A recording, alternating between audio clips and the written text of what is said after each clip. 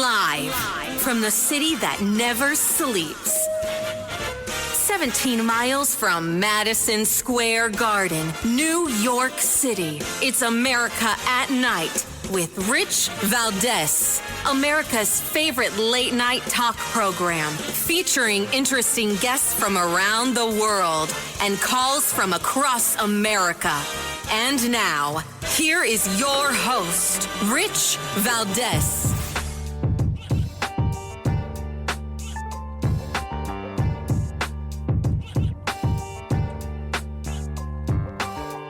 Hi there, good evening, and what's up, America? I am Rich Valdez, Valdez with an S, at Rich Valdez on all of the social media. Welcome to the Wednesday night edition of the program. We're live, we're national, and our phone number is 833-482-5337, 833-4Valdez.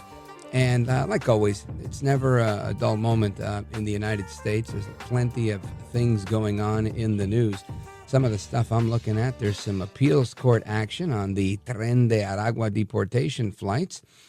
We've got the judge that was involved in the deportation case is now going to be overseeing the Signal Chat lawsuit. We're going to get into that in a little bit, as well as there was another attempt to continue to smear the administration by this Mr. Goldberg from The Atlantic.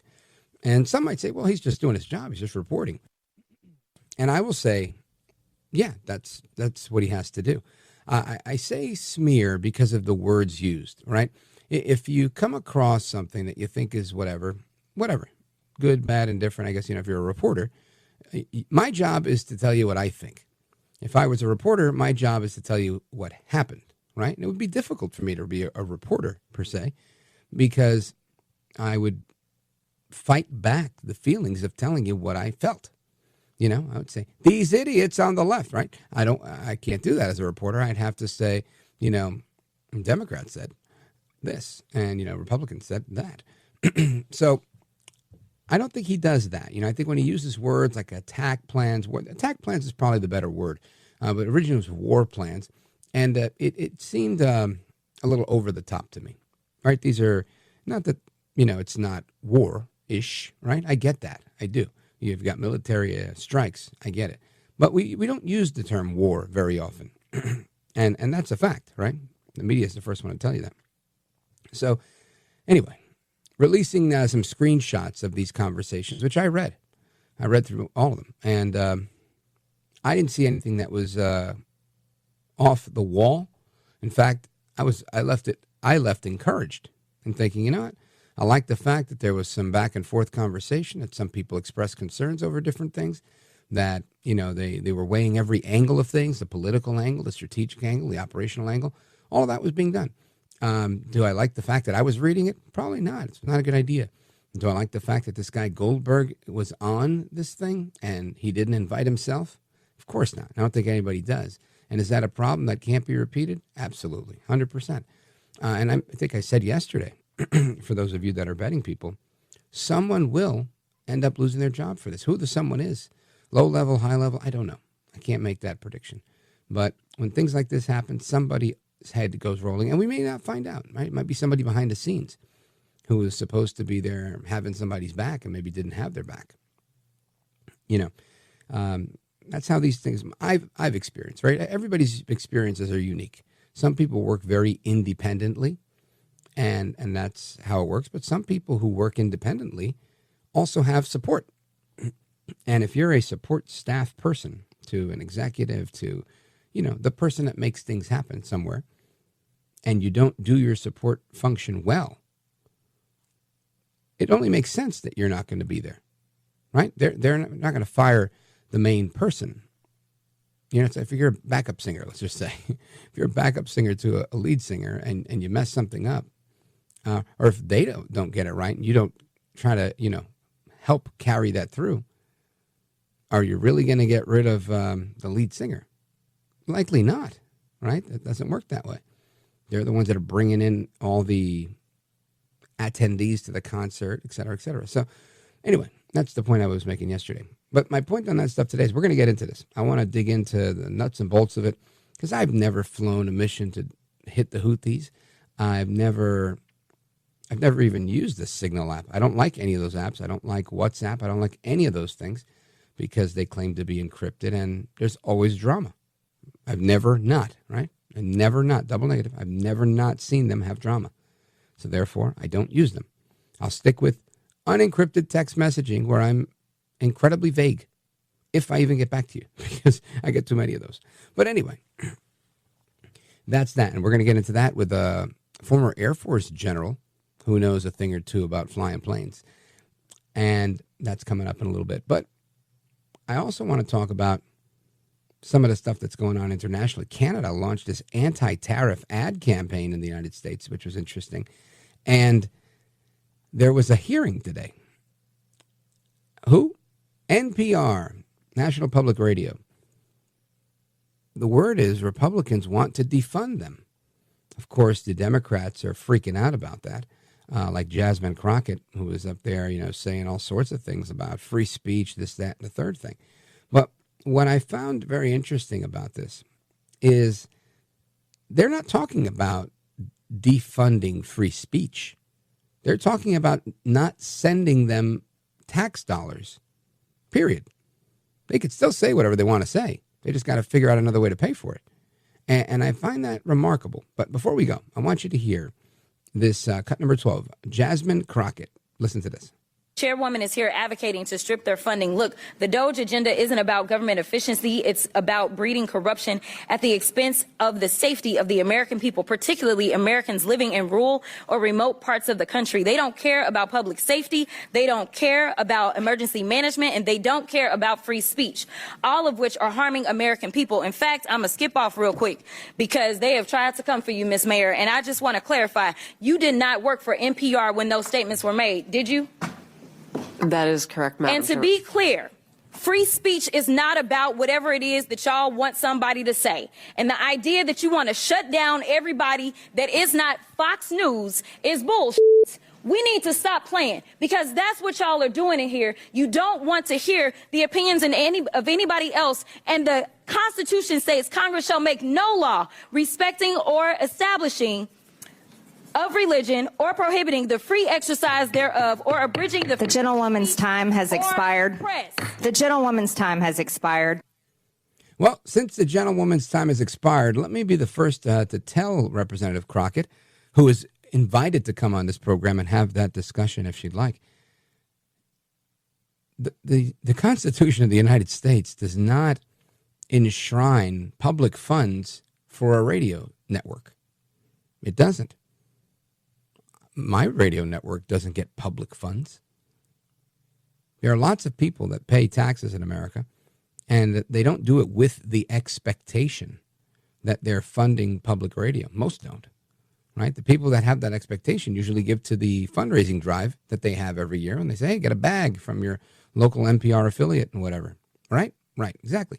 So the other argument she makes here is that not only are we shutting down free speech, but that somehow we are endangering rural Americans. Now, I'll have you know, Representative Crockett, that just because taxpayers pay for part of this and then fund other agencies that circle the money back, that doesn't mean that other radio stations, commercial radio stations, are not available in those areas. So the entirety of your argument is farcical. It truly is. And I expect better from the standard bearer of the Democrats lately, Jasmine Crockett. So hopefully she'll come up with a better argument. But I want to get into the other stuff we've got. We've got a lot on the agenda tonight. Just to give you a taste of what we're talking about. We're talking about the Signal stuff. We're talking about the NPR stuff in a little bit more detail. Of course, we're talking about what's going on in the culture, because there's always something happening when it comes to the culture wars.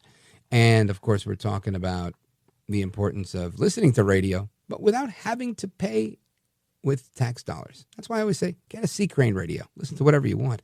Anyway, folks, I'm coming right back. Don't go anywhere. This is America at Night with Rich Valdez.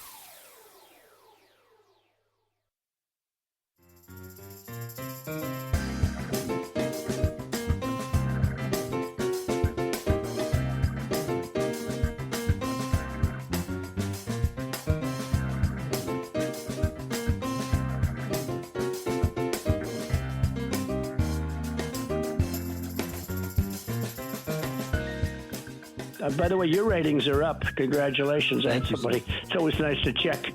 I like to see, even if they're friends, I like to see how are they doing. Are people listening, right?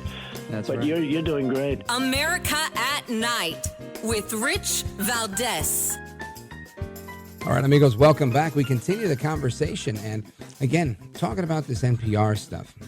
The NPR stuff I find very interesting because it's this fake, phony, fraud argument that somehow we, the people, are owed a press funded, at least in part, by the government. I don't see the need for it. I don't see the necessity for it. Now, let's just say I did see the need for it. Let's just say there was a reason for that. Then, okay, I'm okay with this. If you want to, I'll bite on that. But why does it have to be the way that they're doing it, right? I mean, why isn't there a metric that says, well, what do you offer? How do you, it just doesn't make sense, right? Mainly because of what Jasmine Crockett said. She said that the Constitution calls for a free press. How free can the press be if it subsists on taxpayer funding? Wouldn't they feel some sort of way, right, about he who feeds them, the hand who feeds them? I would suppose that they would, which is why in countries where the government is in control or at least funding the press, it's not free. It's not a free press. It's pretty simple. So I also wanted you to hear just another clip because this is interesting to me. This woman, Ms. Mayer, she is the CEO at NPR. And there's been others over the years, right? These NPR CEOs, one of them resigned in disgrace years ago when I worked with Project Veritas, James O'Keefe. They got that guy on a tape saying some crazy stuff, and he was forced to resign as well.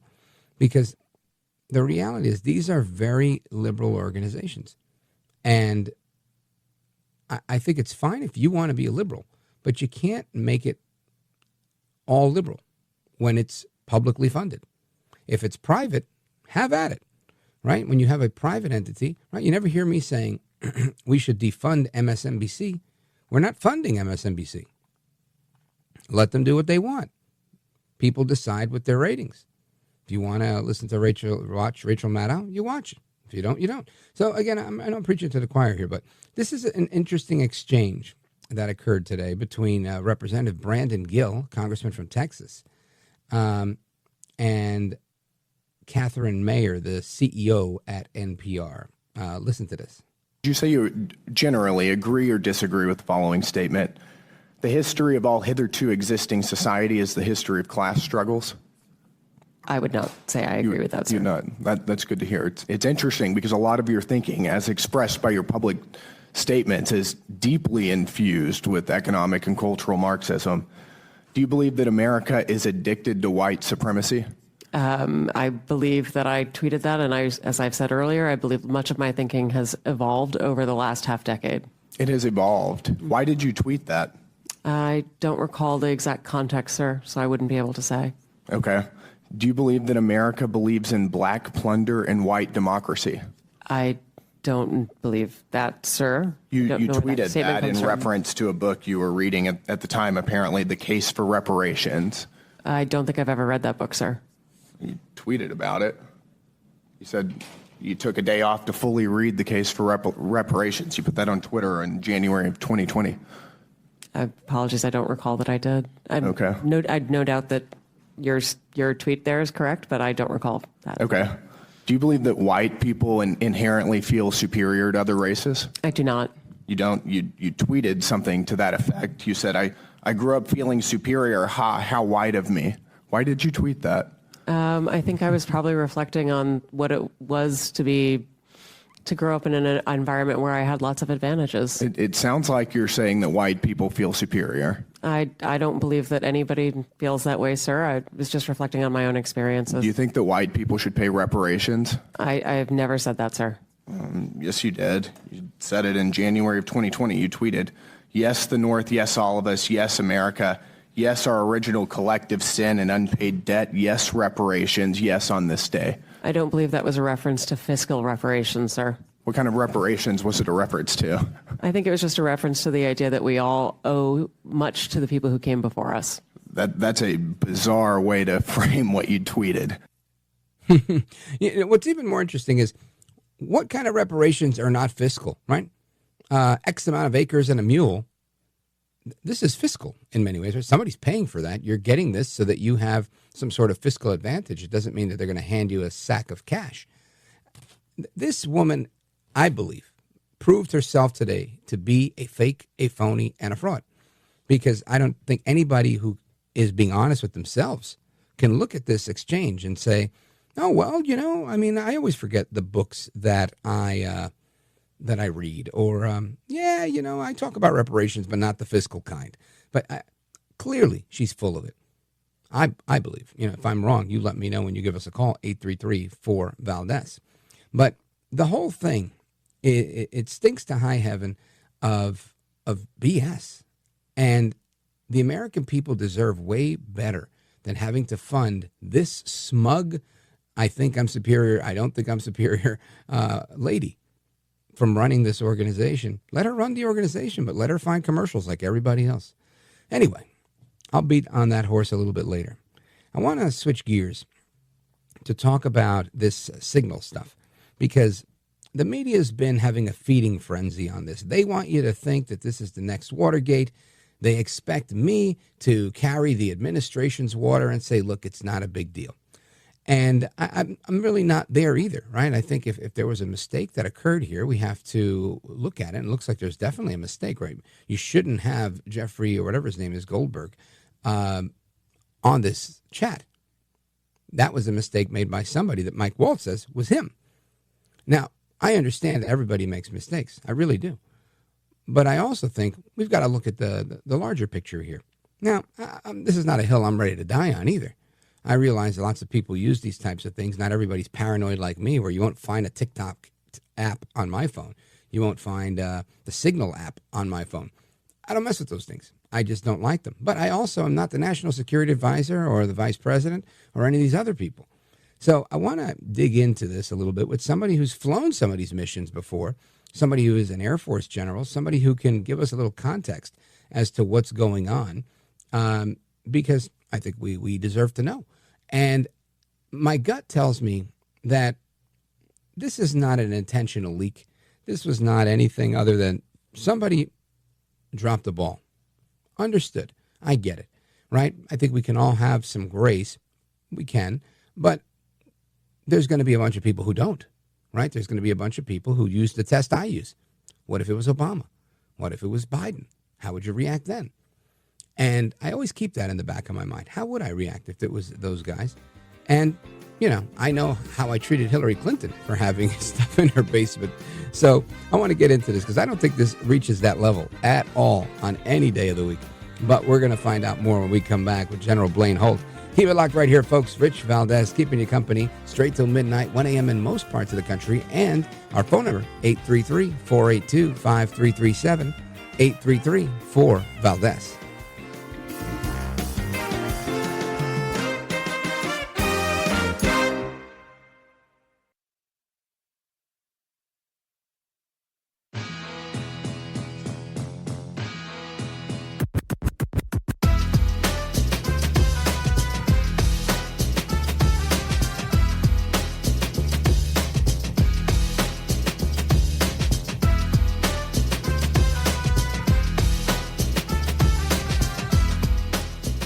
Mr. Call Screener, who is a budding radio star, by the way.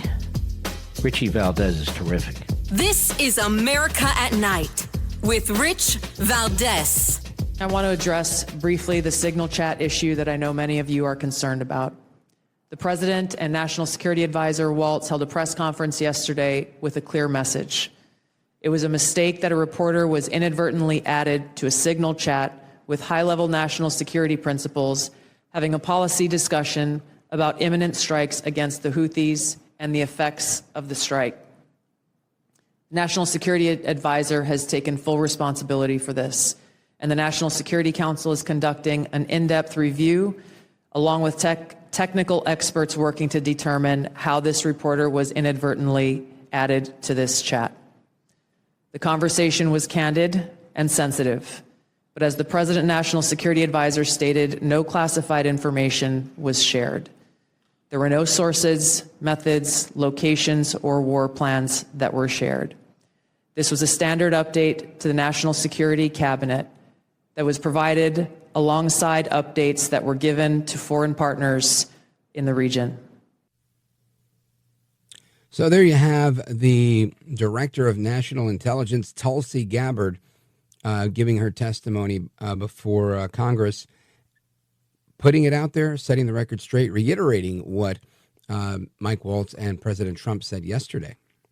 Yet the media, still in a frenzy, Democrats are doing their damnedest to turn this into the next Watergate, which I just have to tell you, I just don't think it meets the standard by any means. But I want to get some insight from somebody who's flown missions like this before, who's been in the military, a career military man, General Blaine Holt, retired Brigadier Air Force General and Deputy United States Representative to NATO. Welcome back, sir.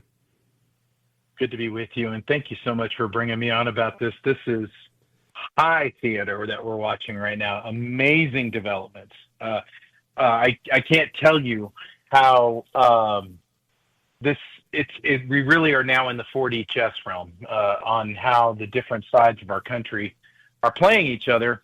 Meanwhile, national security business is going on.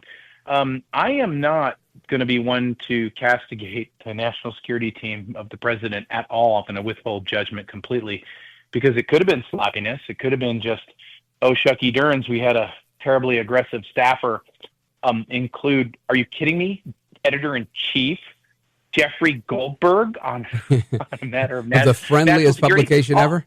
Yeah. And in a signal chat, yes, it can be on a government application, just for everybody who's offended. All the people are going to use their exact right names. They're not going to use call signs or pseudonyms or anything like that for an extra measure of security. I'm not really a buyer. I'm not a buyer at all.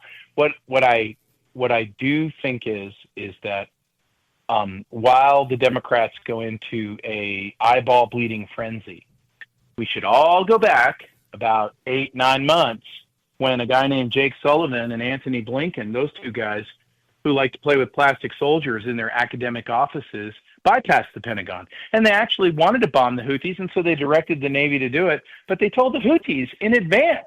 So you want to talk about compromising national security? Exactly. They told the Houthis, hey, we're going to bomb on this day, and it'll be this time. So get anybody out of the way that you need to, because we mustn't offend Iran. So spare me. What I do think is it is interesting. This happened, the same exact time that the Intelligence Committee is going to brief national security issues on the Hill? And that's just magic? What? Come on. And then all the questions go into how are you supposed to use signal and how are you not supposed to use signal? You know what they didn't ask? They didn't ask, hey, Trump administration, why are you sending 6 B-2s to Diego Garcia, 18 tankers into Asia? Why are you sending 17 C-17s for logistics laydown? Why are there 2 carrier strike groups in the Middle East? And what can you tell us about the threat matrix that should captivate our attention? When are you going to have a consultation with Congress, and our mass ordnance penetrator is going to be part of the weapons package that you're packing into Diego? They didn't ask that. They're really freaked out about signal, which I find amazing. Yeah, listen, I'm with you on this. I think that a lot of this, I was looking at the actual screenshots of this, and it was interesting, right? It was just like, wow, okay. It didn't seem very over the top to me, but I do see the cause for concern that some people might have with the information coming out some minutes before the strike. But at the end of this, I think this is... if there's something to learn from this, it's maybe we need a better messaging system, right? That isn't one that can be compromised or whatnot, if that's even the case, and if it was being used in that capacity. And I know from the past, right, we look at other things from the Atlantic, and we've seen a lot of interesting things, right? You've seen these people come and say, undisclosed sources say that we heard the president say these people are suckers and losers. Right. And that became a matter of public record, and for many people, a matter of fact, even though it was mere hearsay that never been corroborated. So I think it comes from a very, very spotty source. I thought the same thing you did. How do you end up getting this particular person from this particular left-wing rag, the top of the food chain, to be the guy that you bring into the Signal app? It sounds like spycraft to me, right? But I try not to wear my tinfoil hat while I'm sleeping. Rich, I have a beautiful origami book on how to make the best tinfoil hats, and but what I would say is that just off the top of my head, I can think of 5 different platforms that I would have for the national security team that they would use. Here's what got me over the top on the whole thing was when the transcripts were released of the actual text this morning. We saw that Secretary of Defense Hegseth said, we are clean on OPSEC. Operational security, yeah. Yes, but he goes on to define that and says ... operational security. So let me tell you what the SecDef does not need to do. If he's in a private conversation with the national security team, the vice president, the SecDef, the National Security Council, the chief of staff, he does not need to tell them what OPSEC is. He does not need to spell that out for him. He simply uses the acronym, and they all know what it is, and that's what it is. So I get back to the retail version. What's going on here? I think there's so much more in this than we can really see, and I get it. The mainstream media and everybody, they're look. It's just like throwing shad into the Red River and hoping a catfish comes up. I think they're all going for the bait, and they're not looking at what's really going on. And what I see really going on is a presentation of forces that could be focused on, yes, maybe at the lowest level, the Houthis, but they're well in hand. Or removing nuclear weapons capability from the Iranians, or a lot of people are not watching China these days. China's imploding, and Xi Jinping, a lot of people don't know in China whether he's got control of his military or not at all. And the People's Liberation Army could be at the CCP's throats. So if I were worried about China, wouldn't I want a presentation of forces in and around Asia that sent the message to the PLA, whatever you're going to do, we're on it if you're going to do something bad? I would do that. And so there's so much going on in the world right now. When you're told to focus on a Signal chat that might have been errant, well, okay, then focus there, if you will. But I will tell you that there's a lot more going on in this world. And as far as the legalities of this stuff, rub dirt in it and go on. This is unclassified. It's fine. There's nothing wrong here. And Jake Sullivan is the one who sold us out by saying the Navy is going to hit you at this date, time, and place and location. So I watched all these senators feign outrage when I'm sitting there looking at these people who said that the Hunter Biden laptop was simply a Russiagate thing, and here's 51 names to prove it, and they all need to be prosecuted, in my view. Folks, we're on with retired Brigadier General Blaine Holt from the United States Air Force. He was the United States Deputy Representative to NATO. And he's a C-17 pilot. I'm with you. I think that the pieces of the puzzle fit together all too well. It almost sounds like, well, Trump was in Russia urinating on hookers. And excuse me? Right? It's so outlandish that it's like, yeah, we know who's that making this stuff up? And of course he'd run for president after that, right? Exactly. Right. That's my point. Right. So I see this and I think, okay, so there was likely some sort of Signal chat going. Is there some embellishment? Perhaps, and quite likely, I would say, on behalf of the media. But the bigger part of this is it was the whole, like, kind of the premise for Crossfire Hurricane. It's like, hey, can we look at these guys? What we think they're doing, whatever. Why? Because we told them to do this, and they're doing it. And this is how I think these things unfold. And it's interesting. They don't have the control that they did back in Trump 1.0 because he's Trump 2.0 and he's got all the bases covered internally. So what do? Or at least most of them. They use the media again. And I find it, and they use the biggest, not even the New York Times would lend itself to something like this. So I'm with you. I look at this with a degree of skepticism. And I'm moving on because I don't think that this is where we need to hang our hats or the hill we need to die on. What I would say is President Trump has had 4 years to study the swamp, and he's had 4 years before that to actually operate in the swamp. And people would be naive to think that President Trump doesn't understand how they will react to stimuli. And I mean both sides of the aisle, if there even is an aisle. So when you are setting something up, the big question over the last 2 days on the Hill should have been, when are you going to come in for a use of force authorization if it doesn't involve the Houthis?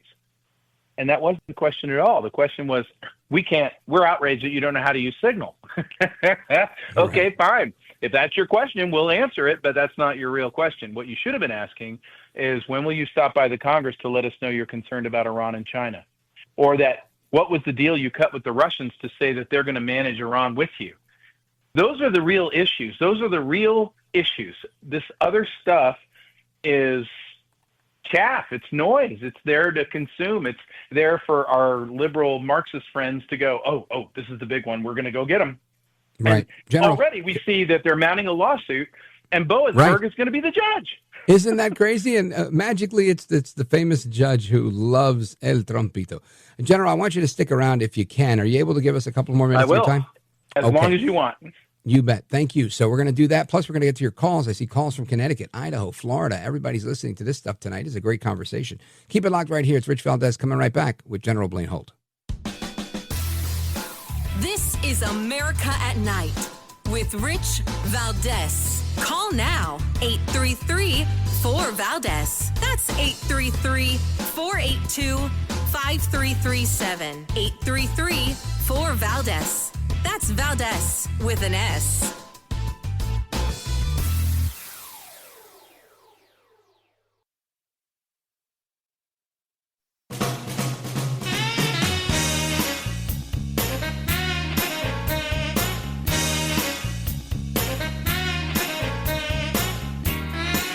The best guests, the best opinions.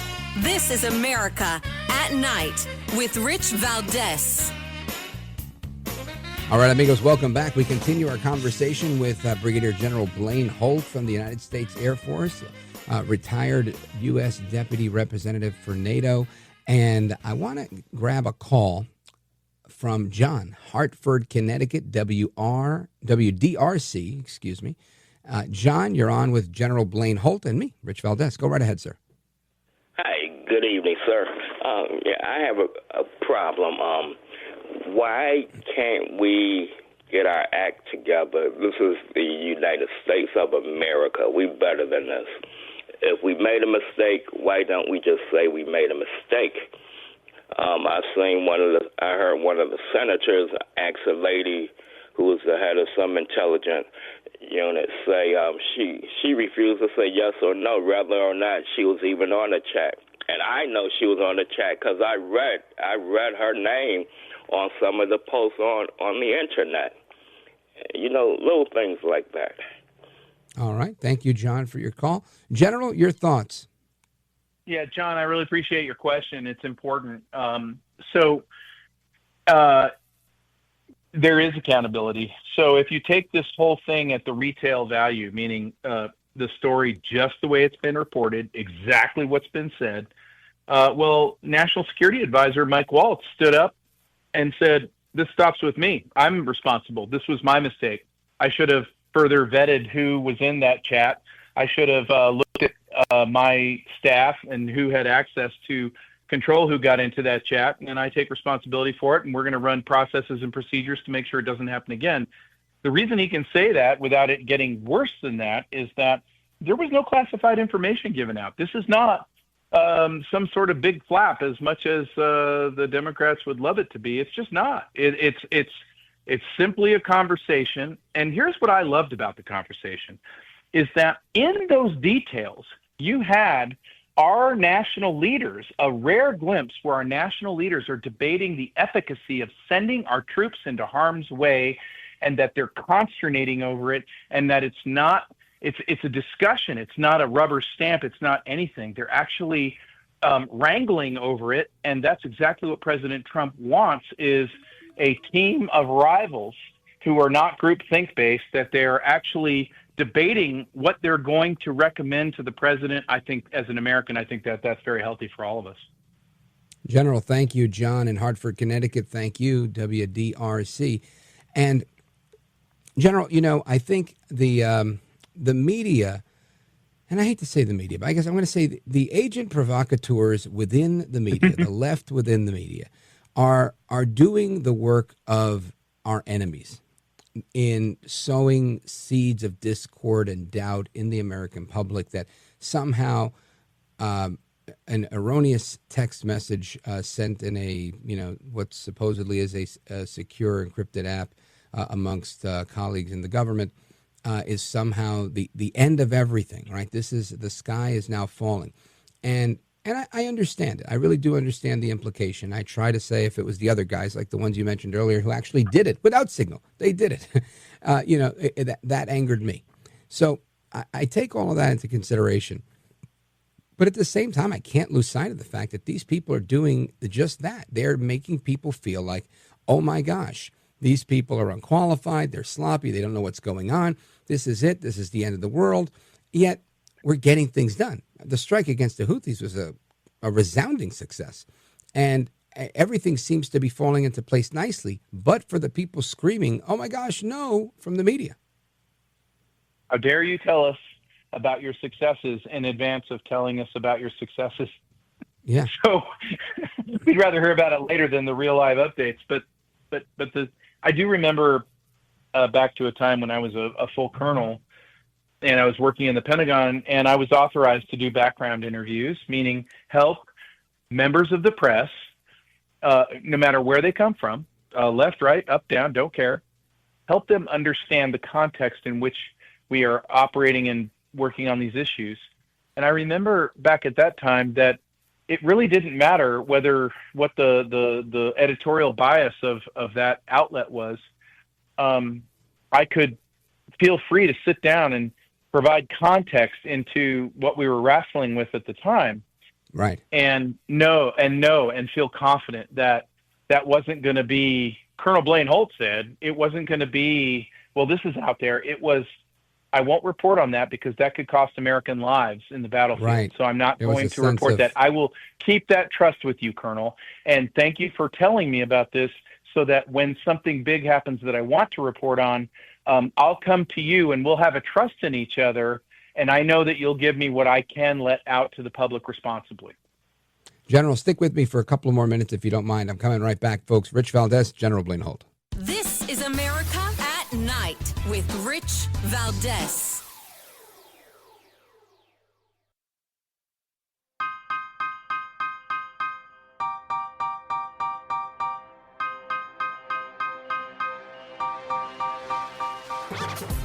All right, amigos, Rich Valdez, and I want to bid adieu to our guest, General Blaine Holt. General, let everybody know how they can keep up to speed with the work you're doing. Oh, please come to me at the insiders page of Newsmax.com, the irascible disruptor, Blaine Holt, and cheer us on, because next Thursday we're ringing the bell on the New York Stock Exchange, and it's a new chapter for Newsmax. And Rich, I always appreciate being on your show. Thank you very much. Brother, you are a gentleman, a scholar, and a patriot. Thank you, General. I appreciate it. And Jim in Manassas, Virginia, Eduardo in Tampa, Florida, Glenn in Silver City, Paul in Boise. Stand by if you can. We're coming back with your calls and more. We've got another exciting hour of conversation with you all, we the people of America, and me, Rich Valdez. Don't go anywhere.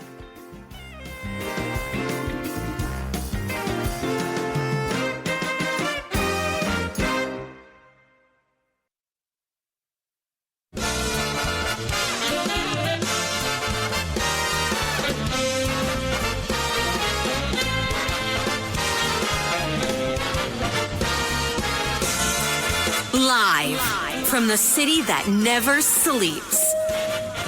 17 miles from Madison Square Garden, New York City. It's America at Night with Rich Valdez. America's favorite late night talk program, featuring interesting guests from around the world and calls from across America. And now, Here is your host, Rich Valdez.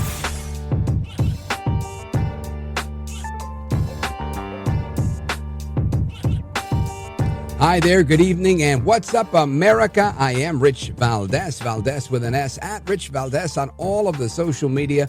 Welcome to the Wednesday night edition of our program. We're live, we're national. It's about 7 minutes past 10 p.m., and I'm happy to have a conversation with you all. Open phones across America.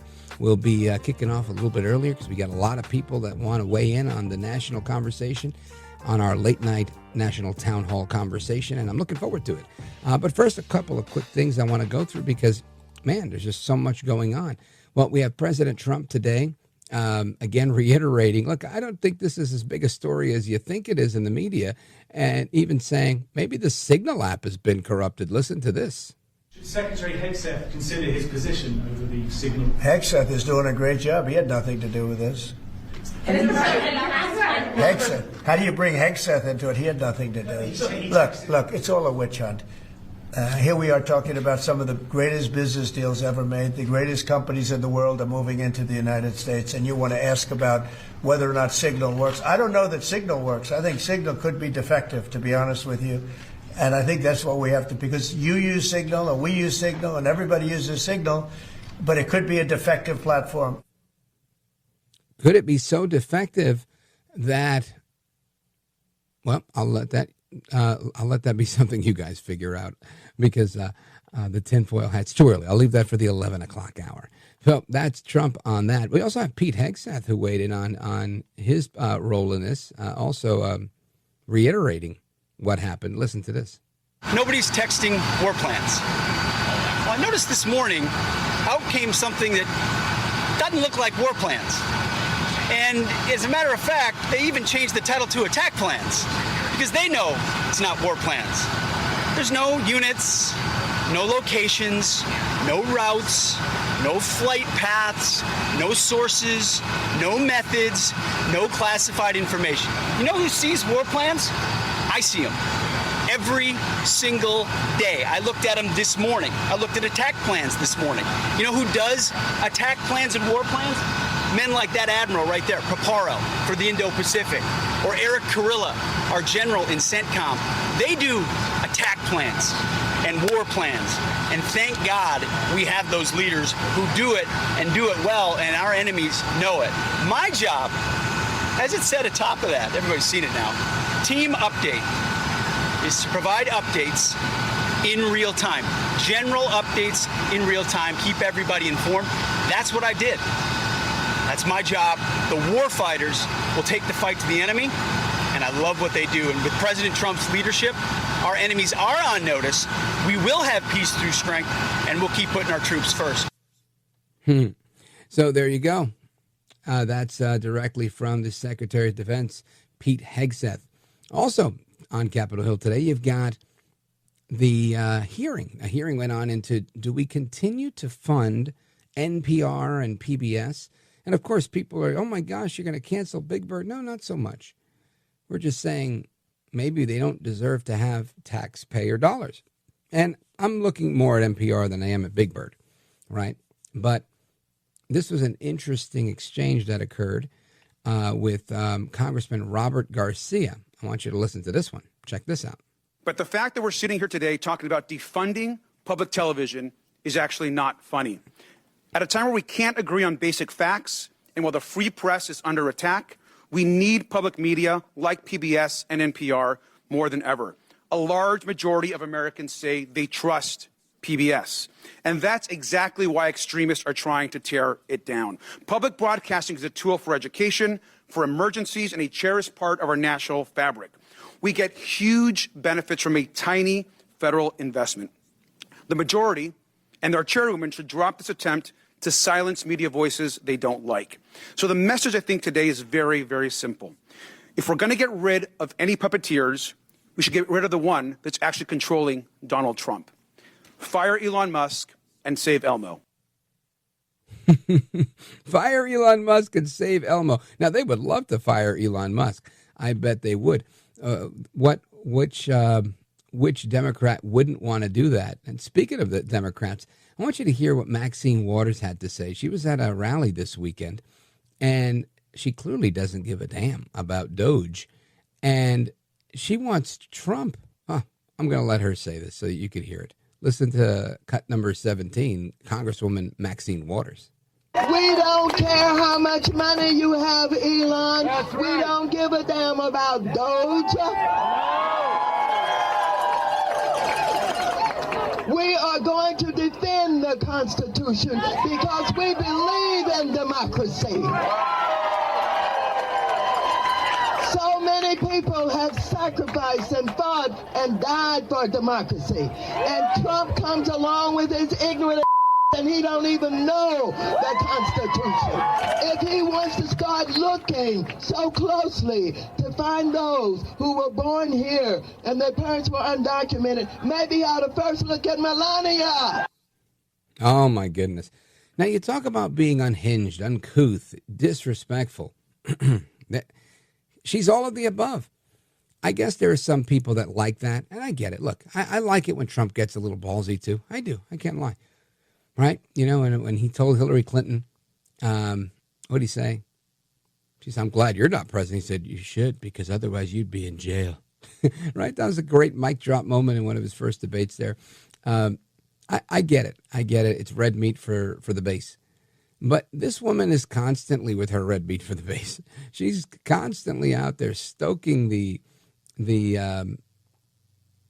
embers, right? To see if they'll turn into flames that she could fan to try and really just destroy whatever type of unity may exist in this country.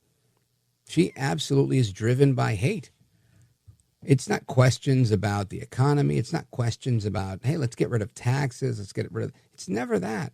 It's always, we don't give a damn about Elon Musk. Deport your wife, Donald Trump. I mean, they're just always yelling and barking mad. What is good over here? This is why I can't be yelling and barking mad all the time, because I'd feel like a Democrat, honestly. Anyway, I want to get into that. I want to get into this NPR stuff because, you know, they're heard all over, right? A lot of people hear it. Now, listen, I used to listen all the time. I used to listen all the time to Air America and to NPR. I'd switch back and forth on a Saturday for a good hour every now and again. Why? Show prep. You know, when you do a solo show, no interviews, a couple of calls at the end of the show in New York. That's what I did. It was all me. So I had to have a lot of good ammo. And when you listen to some of the things I've heard there, you know, one day, maybe during Thanksgiving or maybe the next time there's a holiday that we do the best of Rich Valdez, America at Night, maybe we will play a clip of a segment I did a while back. But one of the craziest things I heard, I remember I was doing something at a store and I had to wait. So I went to my car to wait and I turned on the radio and I'm listening to an NPR story. And it's a girl and the typical NPR voice, you know, sounds very happy, very college educated. And she's saying, so I was walking Bruiser, and I noticed that whenever Bruiser passed men, he became a little aggressive. But it wasn't all men. In particular, it was men of color, particularly black men. And she went on to tell this story about how she was trying to calm him down and give him treats and tell him what a good boy he was. But Bruiser wasn't having it. And when he passed by a black man, he became aggressive and he started pulling, and she was ashamed and embarrassed that her dog might be a racist. So, as any good lib would do, she found a place at Yale University that studies racism in dogs. Yep, I kid you not. This was, I don't know, a number of years ago. And she brings her, you know, recording device and she goes and interviews the doctor so-and-so at Yale's, you know, division of racist dogs or whatever they call it. I don't know what they called it. Studies on equality in animals or whatever it was. And they produced this whole like half-hour documentary radio series that was hysterically funny. That ultimately at the end of it, the lady says, so in fact, we did find that Bruiser was possibly reacting to color blindness. And I thought to myself, this is all such a fake story. When the owner shows any type of apprehension, fear, nervousness, uncertainty, the dog senses it immediately. You tense up that leash, the dog goes on alert. It's that simple. The dog wasn't a racist NPR lady. You were. That's it. Anyway, these are the people that want your tax dollars. NPR. We're going to talk about that with one of our good friends from the Media Research Center right after this. This is America at Night with Rich Valdez.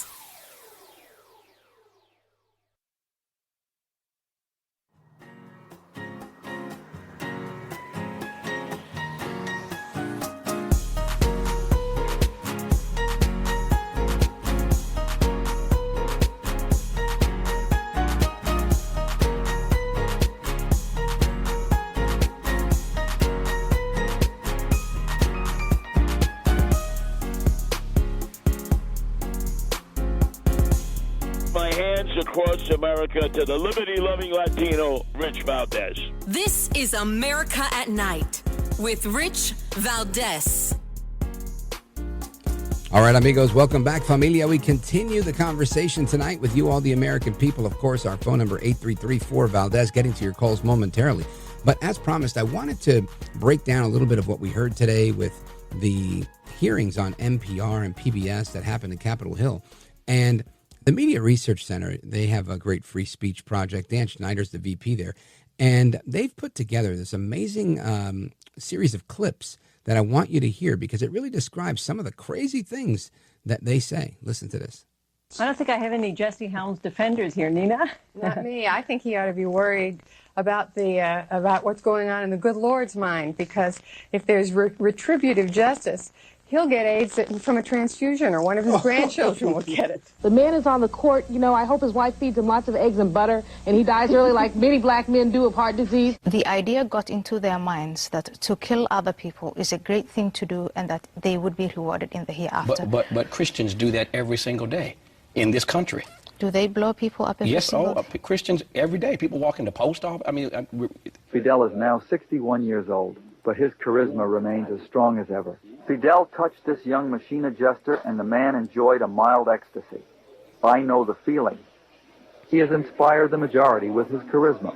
In 2010, there was a Tea Party rally at the Capitol. Did you have a sense from listening to that rally and the people there that they were as much interested in being anti-black as they were anti-Obamacare? America is exceptionally religious, has always been exceptionally religious compared to the rest of... Founded by people who were seeking religious freedom. Well, that's a charitable way of putting it. Founded also by a theocratic cult of religious nuts. Right. This week, 82 years ago, Kristallnacht happened, and in that tower of burning books, it led to an attack on fact, knowledge, history, and truth. After 4 years of a modern-day assault on those same values by Donald Trump, the Biden-Harris team pledges a return to norms, including the truth. That is just some of the crazy that you've heard a number of people say on NPR over the years. And I want us to get a really good sense of what's going on with the folks that put that clip together. Dan Schneider from the MRC is with us. Dan Schneider, welcome back. Rich, it seems like every time I'm on your show, it's always to discuss bad news. It's just revolting what happened today to hear, and I was in the hearing room, to watch the NPR and PBS CEOs lie to Congress and misinform the public about what's going on. That clip that you just played, those are all PBS clips, and NPR is even worse. NPR's even worse. Dan Schneider, I heard the CEO of NPR going back and forth with Congressman Brandon Gill, and he was saying, well, you talked about reparations. No, I didn't. Well, I have it right here on your Twitter. Well, that may be true, but I didn't say it. I don't remember. I don't recall.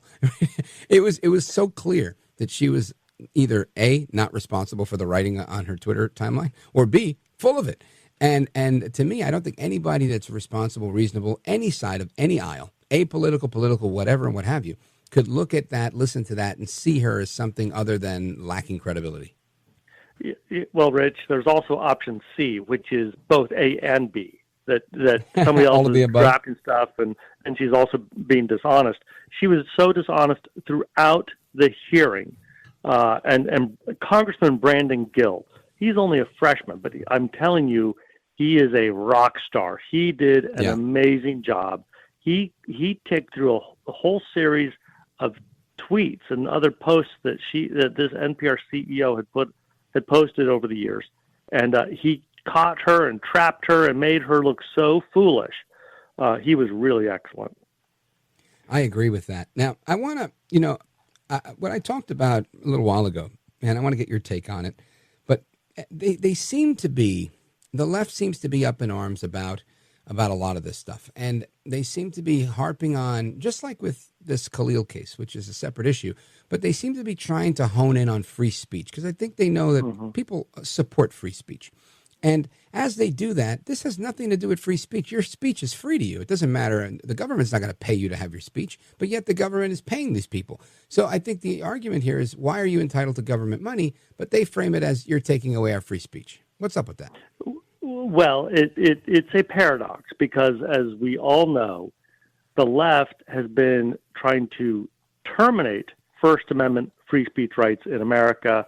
We here at the Media Research Center, we just issued a report showing how there were 93 federal agencies in the Biden administration that were coordinating with each other to implement 57 separate censorship initiatives. It was censorship on a massive scale, and every Democrat in Congress supported it, except for one.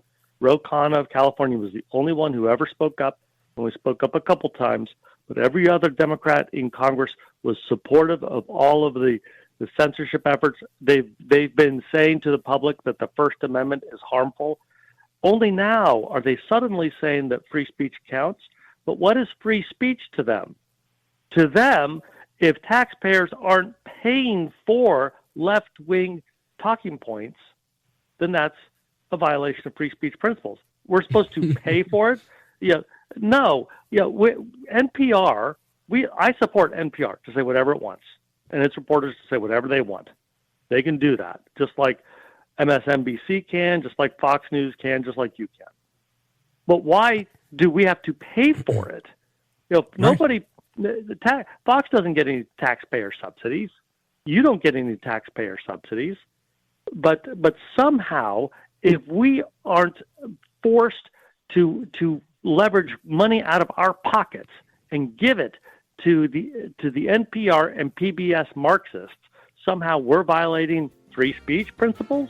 It's absurd. Yeah, it is. It's fake. It's phony. It's fraud. Folks, we're on with Dan Schneider, Vice President of the Media Research Center, and I want to go into a couple of things with you about how the previous administration was censoring people, how Wikipedia is constantly going after people that are conservatives, and so much more on this topic. Folks, stick with us. It's Rich Valdez coming right back with Dan Schneider from the MRC.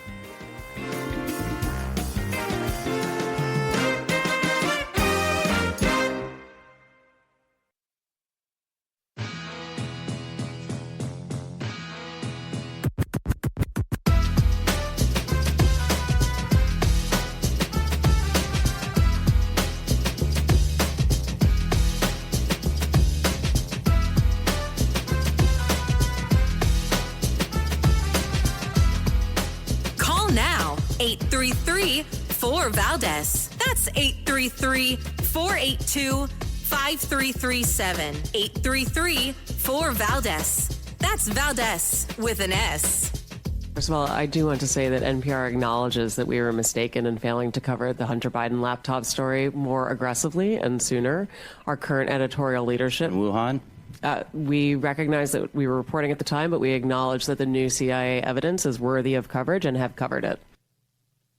The new CIA evidence. Nobody cared when people were shouting that from the rooftops when it was actually happening back in 2020. Jeez. Anyway, I want to continue our conversation with Dan Schneider. He's a VP at the Media Research Center. And Dan, I want you to talk a little bit about that particular censorship, right? The Biden administration was censoring things left and right, weren't they? Yeah. You couldn't even make fun of Joe Biden without the Biden White House calling, the social media platform saying, "You better take this down or else the president will not be happy." And we saw what was going on.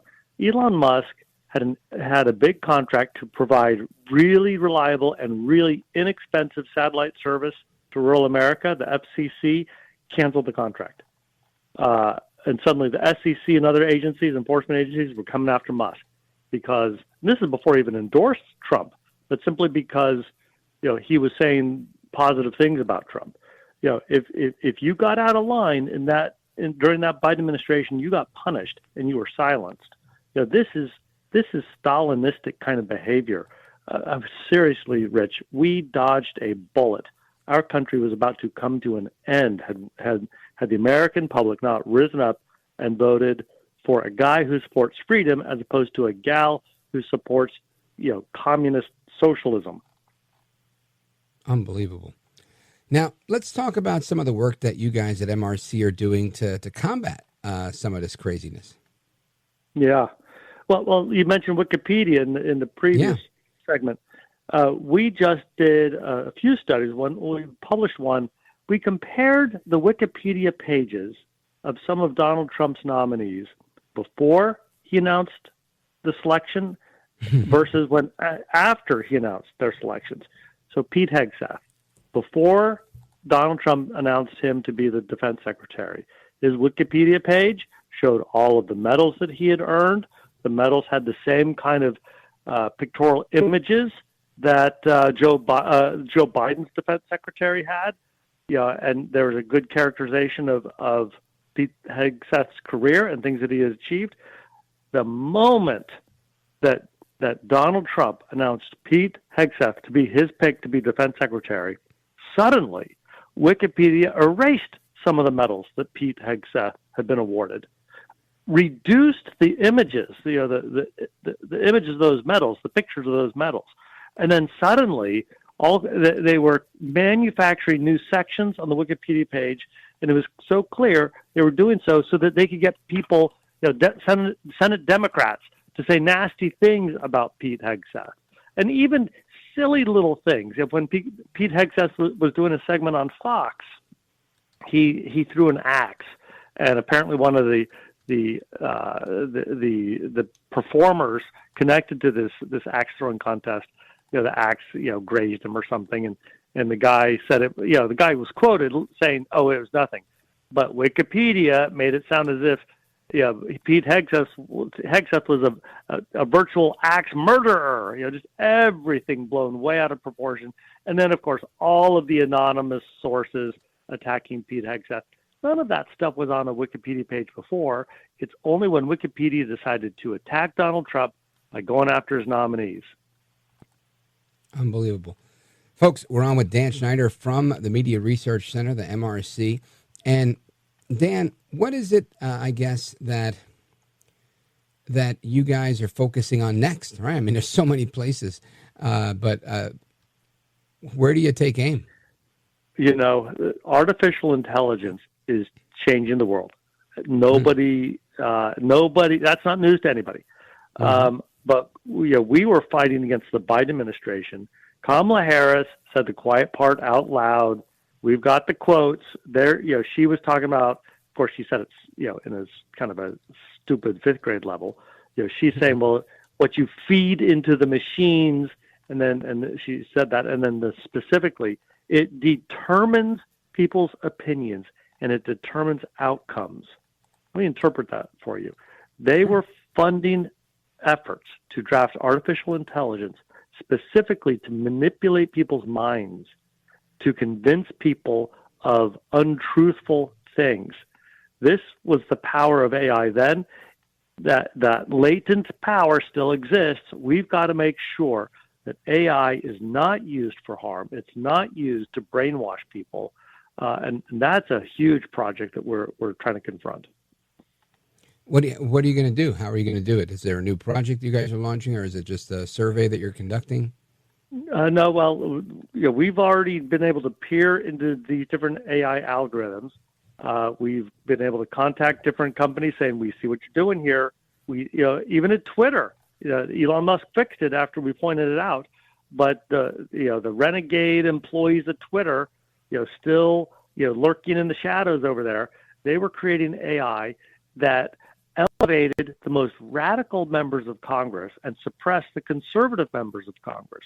The more radical you were, the more Twitter was promoting those tweets. The more conservative, the more they were suppressing those tweets. Of course, Elon Musk, I think, was shocked to discover that was going on, and he fixed it. But this kind of stuff is going on across all these AI platforms still, and it's a serious threat to our freedoms. Man, I'm glad you guys are on the job. Dan Schneider, tell everybody how they can keep up to speed with the work that you guys at the MRC are doing. I'm on the MRC Free Speech America side, so you can go to freespeechamerica.org. Of course, Newsbusters, that's the other half of MRC. That's the side that covers legacy media, including NPR and PBS. So you can go to newsbusters.org, but then you can always go to the mothership, mrc.org. Outstanding. Folks, check them out at mrc.org. Give Dan Schneider a follow on Twitter. X, he's active. He's a good follow, and he's a great guy to talk to. Dan Schneider, thanks for being here with us. Okay, thanks, Rich. You bet. God bless. And amigos, your calls coming up right now. We got calls from all over the place. New York, Chicago, Virginia, Florida, Wisconsin, Idaho. Don't go anywhere. This is America at Night with Rich Valdez. Call now, 833-4-VALDEZ. That's 833-482-5337. 833-4-VALDEZ. That's Valdez with an S.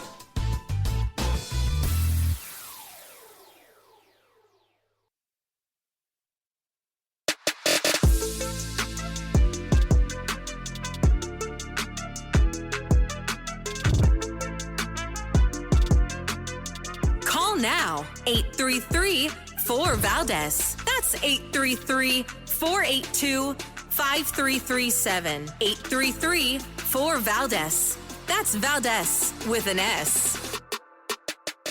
I think ultimately we could probably anywhere from $600 billion to $1 trillion will be taken in over the relatively short-term period, meaning a year from now. But starting right away. I think we'll go from 600 to $1 trillion within 2 years. And I think we'll be right from the beginning, we're going to be at a very high number, right from the beginning.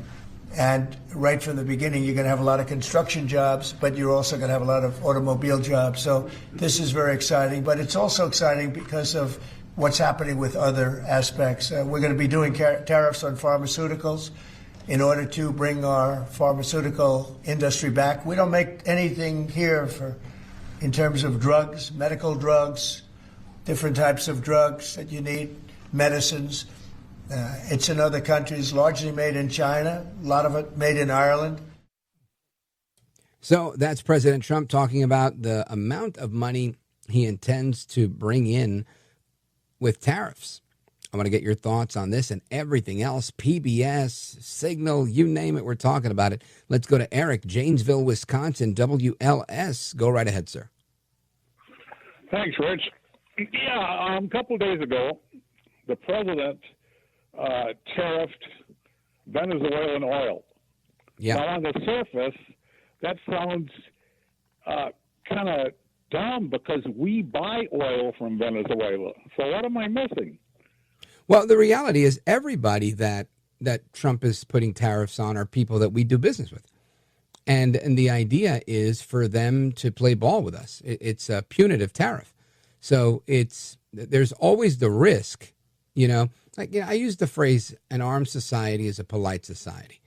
And my belief is that if everybody was carrying a gun, we'd have a lot less crime. We'd have a lot less violence because people would be like, you know what, if I pull out, he's pulling out, he shoots me, I shoot him. Somebody's going to get hurt. So let's take it easy. And I think that's exactly what the tariffs do. The tariffs, when he says, I'm putting a 25% tariff on you, they go, oh, damn, well, we like selling you guys oil.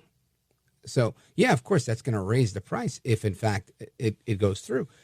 A smart business person would say, well, what do we got to do? We have to pay for a refinery in your country? What do you want us to do in order to avoid the tariff?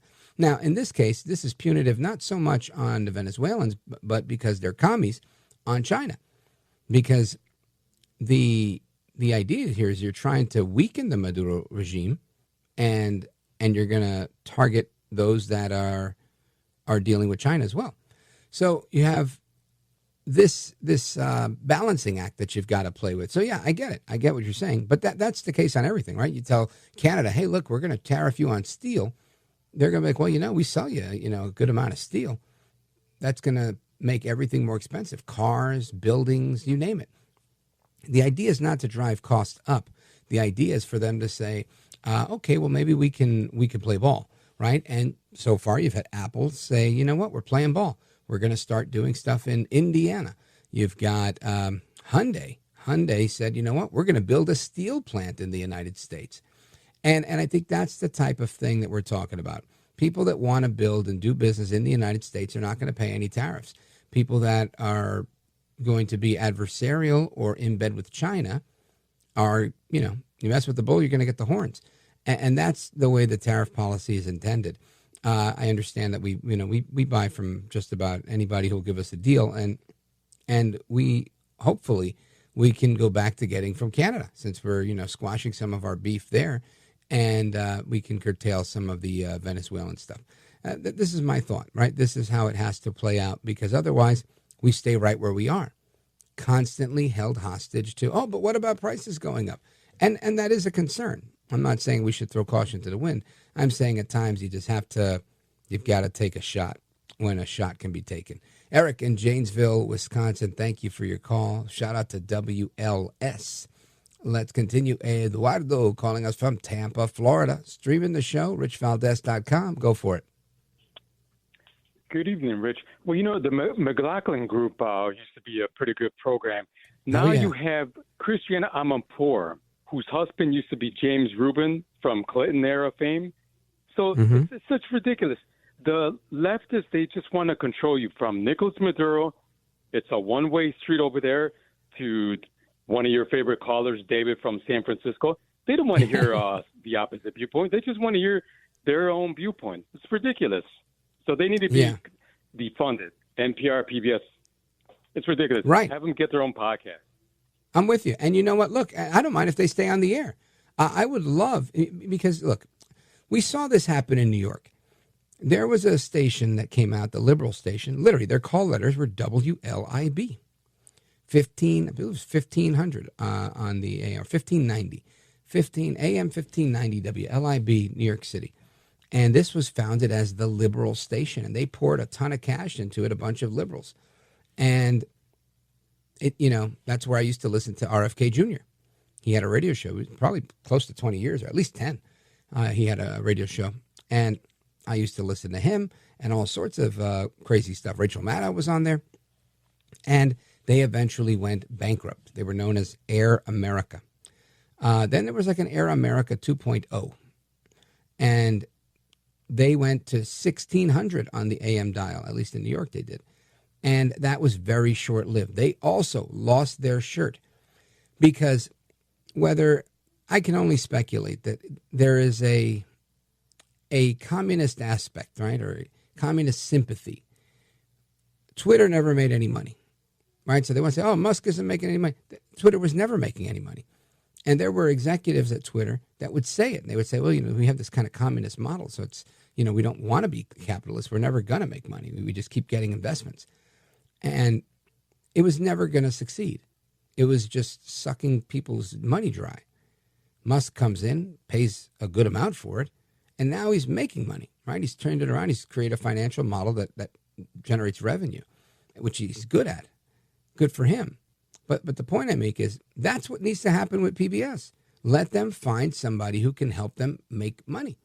And then they could say everything they want to say, and they could compete with us. MSNBC does it in some degree. Now, earlier this year with the USAID stuff, we found out that they were giving out contracts to, for subscriptions to, Politico and other organizations like that. which the Associated Press and whatnot, but very expensive ones, like $10,000 a year for X amount of subscriptions, that type of thing. So, that's suspect, right? That's the way you hide getting money from the government. So to say that the left isn't getting money from the government is a lie. To say that any of us are, I know I'm not. I don't get a piece of any pie from any government agency that's running ads. I don't think they like my show to run ads on. So, but again, that's how this business works. And I would love to see them compete, because to me, ultimately, at the end of the day, that's what this is. Do people want to listen to your show and endure the commercials? Right? Because nobody really loves commercials, but they want to hear what the show has to offer. And if they enjoy the show, and if it gives them what they need, a live update, especially at this time of night, there's not a lot of live options. We try to give you the best that we can give you, and it shows in our ratings. So I'm thrilled about that. And I would love for NPR to do it. They have an amazing podcasting department. A lot of talent. I don't agree with their position, but their production, stellar. They do some of the best ever. So it would be really nice to see people put money behind that, and not my tax dollars or yours. Eduardo, Tampa, Florida, thank you for your call, my brother. Amigos, we continue with the rest of your calls straight ahead. Don't go anywhere. This is America at Night with Rich Valdez.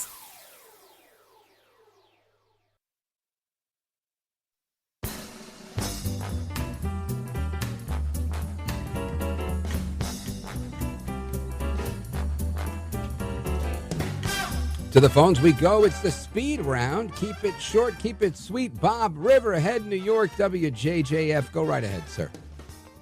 NPR is a grift. Defund it. Biden had 13 Americans dead. Scott Jennings said that Biden didn't fire anyone. The military equipment went to the Taliban, probably Iran and China. Reuters reported General Milley, Joint Chiefs, called the general in the Chinese army and later reported to the New York Post he would tell the Chinese general if the U.S. attacked. The Dems didn't see those as national security issues. And lastly, an unelected federal judge of a limited district should not be able to rule nationally over an elected president. What say you, Rich? Man, I say that's fantastic. You should write some of my monologue. That's fantastic, Bob. I think you're right on all accounts right there. That was terrific, because you're right. I believe that we missed the mark, and something General Holt mentioned earlier. We never look to compare at what's going on. We're just like quick to blame, at least we being the media, and I think that's exactly their point. They're doing this on purpose. Bob in Riverhead, great talking to you. Thanks. It's always nice to hear from a New Yorker, and I hope you call back again soon. Shout out to WJJF out all the way on the East End. And let us continue. Where do we go? We go over here to, who was the next one on the list? It was George, Chicago, Illinois. Go right ahead. Yeah, hi. Thanks for taking my call. I think we're missing the whole point on the chat, the signal chat.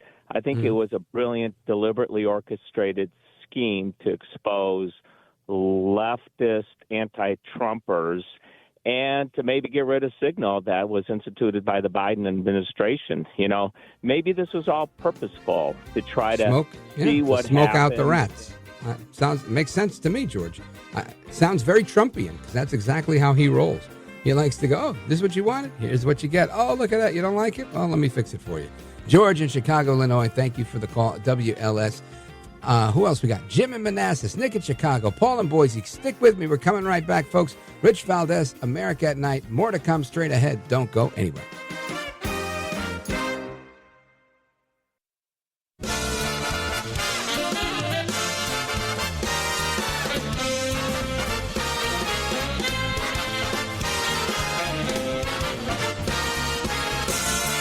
Live from the city that never sleeps. 17 miles from Madison Square Garden, New York City. It's America at Night with Rich Valdez, America's favorite late-night talk program, featuring interesting guests from around the world and calls from across America. And now, here is your host, Rich Valdez.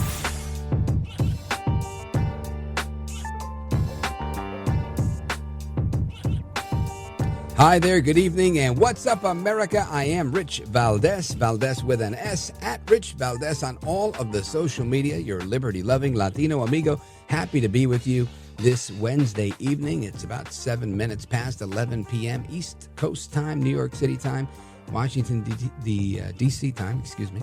And, man, plenty to talk about.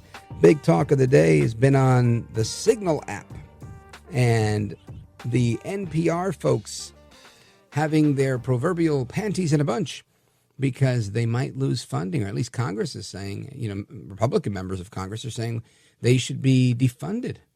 And very interesting exchange occurred with Congressman Jim Jordan today with the CEO of NPR as well. The folks from PBS were there as well. And we've been playing some of these clips all night because it was really great hearing. And there's a lot here to talk about, but I want you to hear this one. Check this out. Is NPR biased? Congressman, I have never seen any instance of political bias determining editorial decisions. No.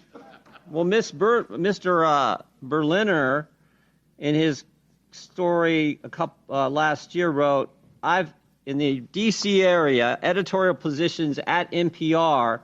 He said he found 87 registered Democrats, 0 Republicans. Is that accurate? We do not track the numbers or the voter registration, but I find that was an award-winning journalist who worked 25 years at NPR, Mr. Berliner. Was he lying when he wrote that? I am not presuming such. I just we don't track that information about our journalists. 87 to 0, and you're not biased? I think that is concerning if those numbers are accurate. It's concerning. I mean, it wasn't 44-43. It wasn't 60-27. It wasn't 70-17. It wasn't even 80-7. It was 87 Democrats, 0 Republicans, and you say NPR is not biased. Yep.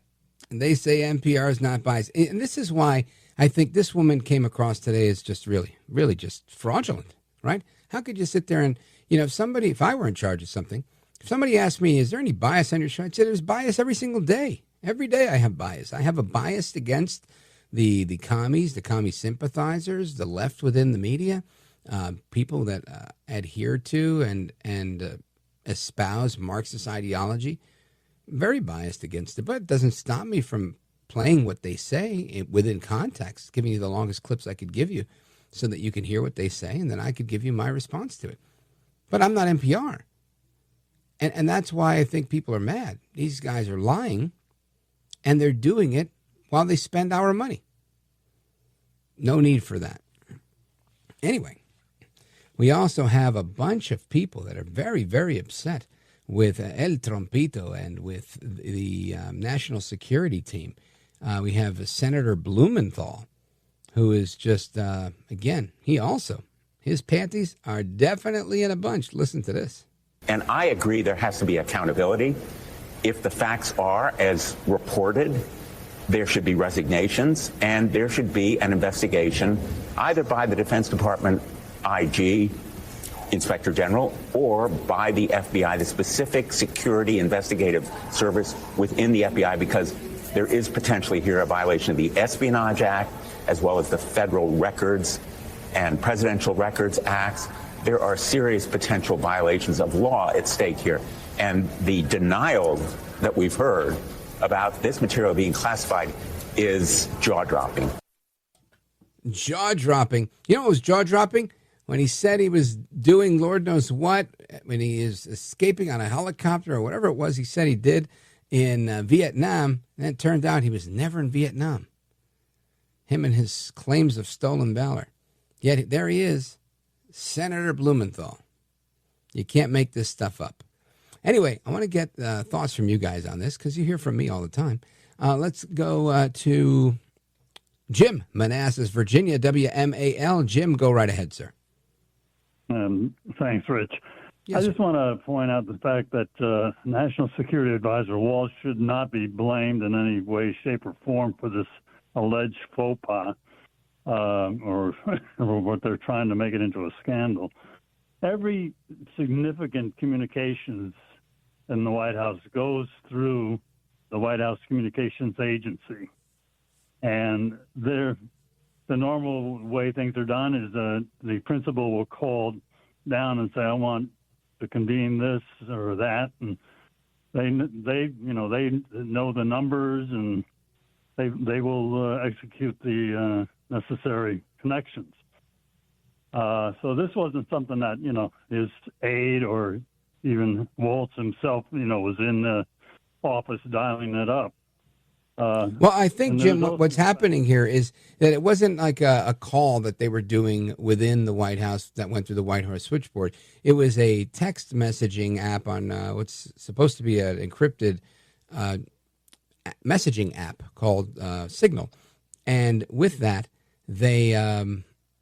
Mike Waltz himself said that he added the people to the list, and one of the people was added twice. And one of those people that was added twice was added under the name of another person, but the number belonged to Mr. Goldberg. And that's where, he said that he himself said he was taking accountability for that. So I think it's commendable that he took accountability for it. And I think people should acknowledge that he did and then say, okay, great. Somebody's taking responsibility for this. What are we going to do? Keep beating the dead horse over here? So I get that point. But thank you, Jim. I appreciate it. WMAL in the building. Let's go to Nick in Chicago. You have a different view on this. Go right ahead. Yeah, thank you. I want to just get something clarified. You clarified with this last caller a little bit where, the initials and the phone number of that reporter who's antagonistic to Trump to the point like he's, if not the worst, he's amongst the top 2% of the worst. But if I had that on my phone and I'm in the Trump administration, it's either I'm going to be calling this man so I know who he is without putting his full name in there, or he's going to be calling me so I know that it's him that's calling me. Why would I have that on my phone to even begin with? You see what I mean? Why would I, as a Trump supporter, have I can tell you this. There's people that have called me that I don't like, and that and the numbers are in my phone. So I get that part. I believe some people are trying to make the case that Mike Waltz had a relationship, some sort of, from a previous post that while he was in Congress, that he'd done an interview or something like that, and that was why he had this guy's number in there. I don't know all the details of that. I know there's some reporting by Paul Sperry and Paul Alexander that I haven't fully reviewed that kind of outlines that as to why he would have that number in his phone. And I could tell you, myself, I've had some issues where I've texted somebody about a particular topic, and they've written back to me. And only months later did I realize that I was not talking to that person, but to someone else who happened to know that person and work with that person. And that's why I always got back the answers I needed, and it made sense. But one day, when there was an update to Apple, I had it saved as, let's say John Smith. And my phone told me, no, that's actually, I don't know, Jane Doe. And I was like, oh, look at that. And I wrote back, I said, is this not John Smith? And Jane Doe wrote back, she said, no, it's Jane Doe. I don't know how we got our signals crossed, but again, they had oftentimes worked with me on similar things. So I could see how these mix-ups happen. And, thankfully for the update to my Apple phone, that I knew who was who. It wasn't anything, no national security stuff. I don't deal with that. But it was just interesting that a mistake like that could happen. So again, I could see it happening if I'm adding numbers in and I've got, John Smith, but it's really Jane Doe. And I could see how that could go down. I don't know about any malfeasance or any of that stuff. It could be the case. To me, I think it's very interesting that of all people you accidentally add, it's going to be the editor of the biggest left-wing rag there is. That, I think, is like, man, this is kind of crazy. I'm not saying Waltz has anything to do with it, but I am saying it's just crazy to me. Nick, thank you for your point. WLS, Chicago, Illinois.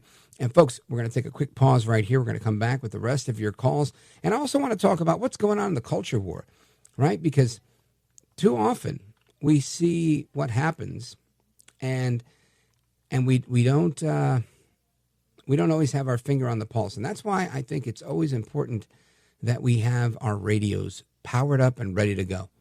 Because if we don't prepare ahead of time before power goes out with a radio that we know is going to work without electricity in a blackout, a brownout, or anything like that, we might be caught with our pants down. So C. Crane's CC Radio Solar Bluetooth is built for the surprise power outage and the unforeseen emergency that may occur.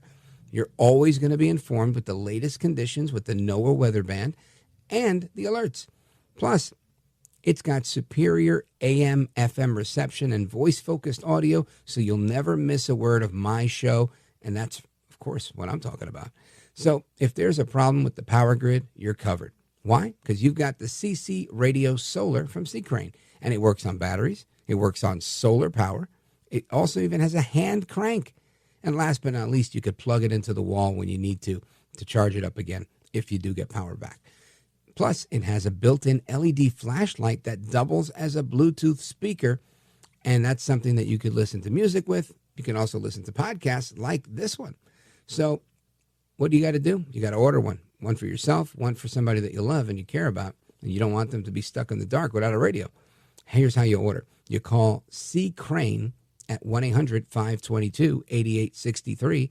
That's 1-800-522-8863. Or you could visit the C. Crane website at ccrane.com/rich. I'll spell it for you. That's CCRANE.com/RICH. And use my name, Rich, R-I-C-H, at checkout for 10% off orders that are over $75. Don't go anywhere. This is America at Night with Rich Valdez.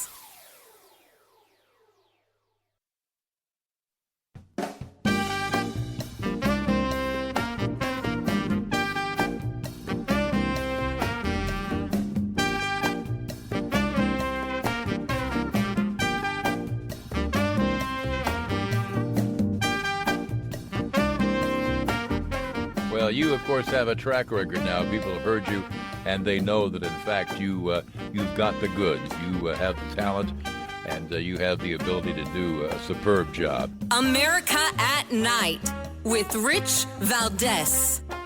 Ohio University's Student Senate Pride Week, running from March 17th to 22nd, is a week-long celebration of LGBTQIA+, identity, community, and visibility. Events range from art competitions and wellness discussions to rock climbing and pride prom. While this week is filled with activities, one of the standout moments was the Pride display at Howard Park and the CoLab drag panel, where students gathered to hear from local drag performers. The CoLab drag panel provided an opportunity for students to engage in discussions about drag culture, identity, and community building. Now, there's a report on some of the crazy that's going on college campuses across the country. And that report coming right from the student newspaper, where account? Ohio University. And there's drama at Wheaton College. There's drama at Seattle Pacific University. There's drama all over the place. I want to get into a conversation on this because there's an op-ed in the Christian Post just recently written by John G. West. It's titled, How Christian Universities Crash and Burn. So I want to bring in the author. He's vice president of the Discovery Institute and the managing director of its Center for for Science and Culture, John G. West. Welcome, sir. Rich, thanks for having me. You bet. I want to get into your op-ed, and maybe we'll talk a little bit about your book as well, Stockholm Syndrome Christianity. But let's talk about this issue that's going on and across academia. Yeah, I mean, the gender madness in particular, you had some clips there. That is certainly true. The heart, really, of the gender madness is academia, and it's not just in the universities you think, not just the elite universities. You also find it in Christian universities where families mortgage their futures, hoping that their kids will get a good grounding in their, tradition, their faith tradition. And instead, I just actually had someone write me today about a report of another Christian university where they're putting tampons in the men's restroom. Was it in Minnesota? No, it was actually, the report was from Pepperdine University in California, which was originally founded by Churches of Christ, with a very conservative theological denomination. But, I mean, once you start putting tampons in men's restrooms, that, I think, is an indication that something is seriously awry. Yeah, so talk to us.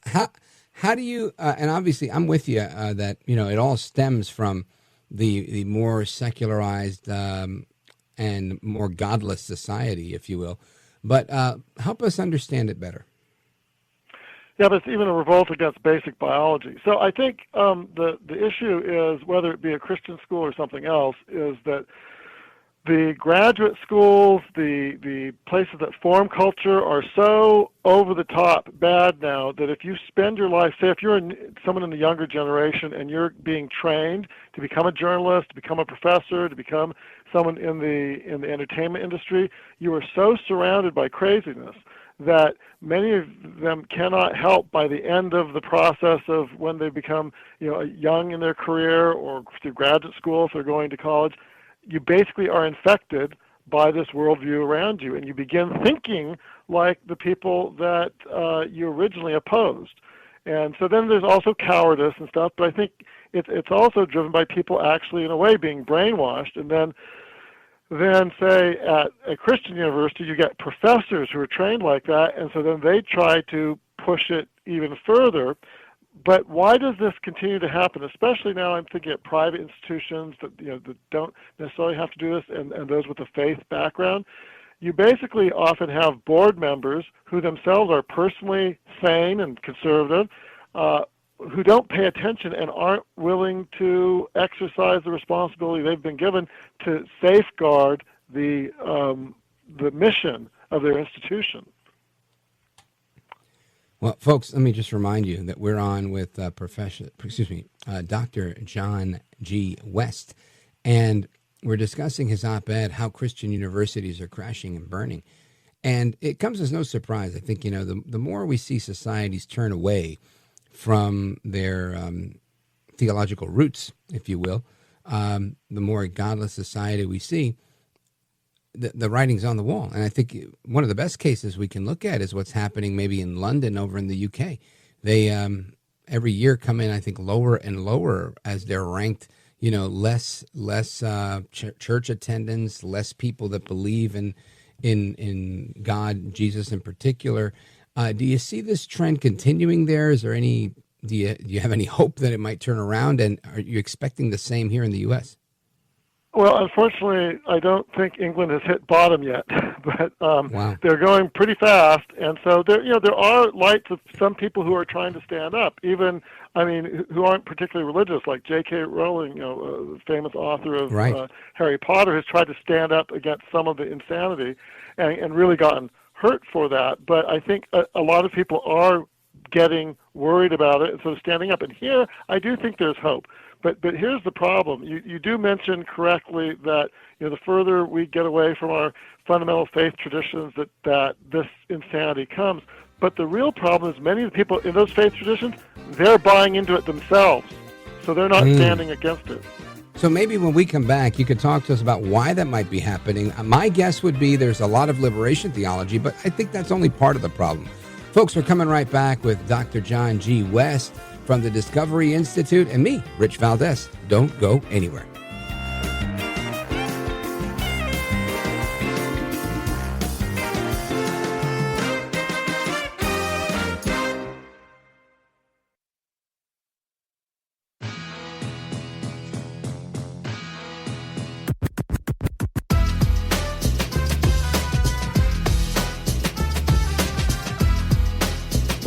Call now, 833-4-VALDEZ. That's 833-482-5337. 833-4-VALDEZ. That's Valdez with an S.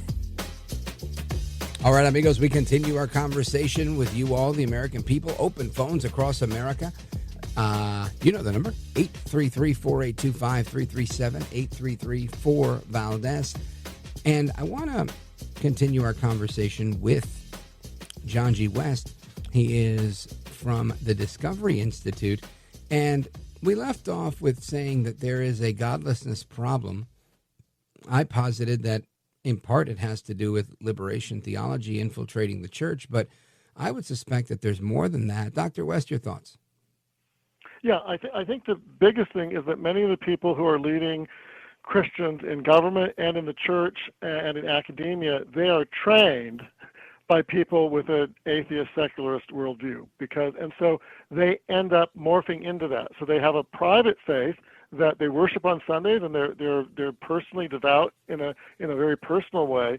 But when it comes to their fundamental assumptions about the world, about biology, about who we are, about things that we used to consider culturally sane, they have actually been bought into that surrounding mindset of the secular left. And then there's also the issue of cowardice. I think then a lot of people don't stand up. But that's how you get people, not just in academia, but you mentioned Francis Collins at the NIH. He was the head of the NIH for 12 years. He spent millions of tax dollars on this gender insanity. So he was a personally devout evangelical Christian, but he spent millions of tax dollars to underwrite doctors and hospitals that were engaging in mastectomies on young girls and filling young boys and girls filled with chemicals from the other sex.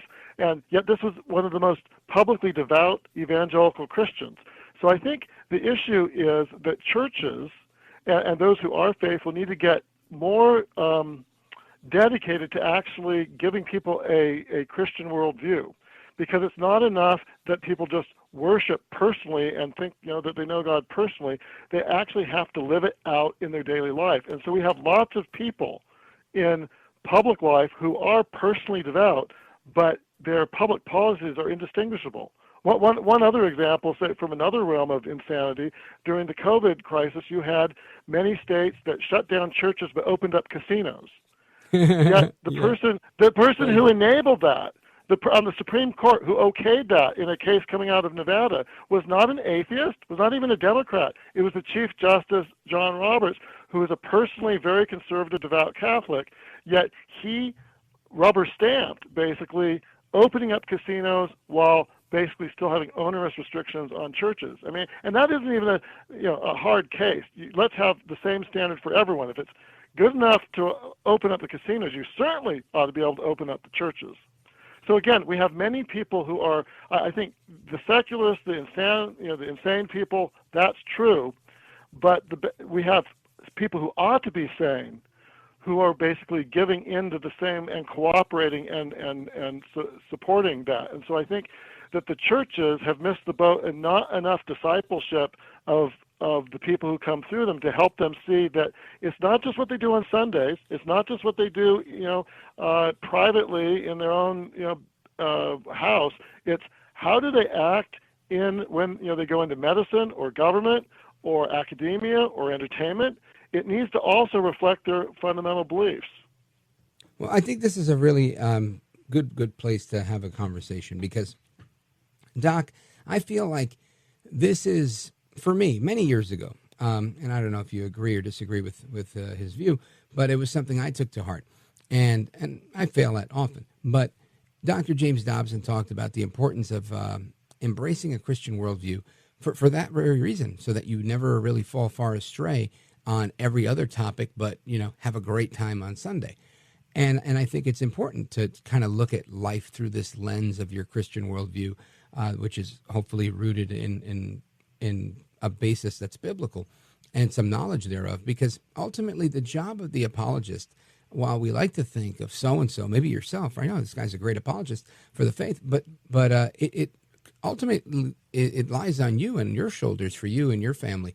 And if you don't take that responsibility seriously, you get what you're describing. Would you agree with that?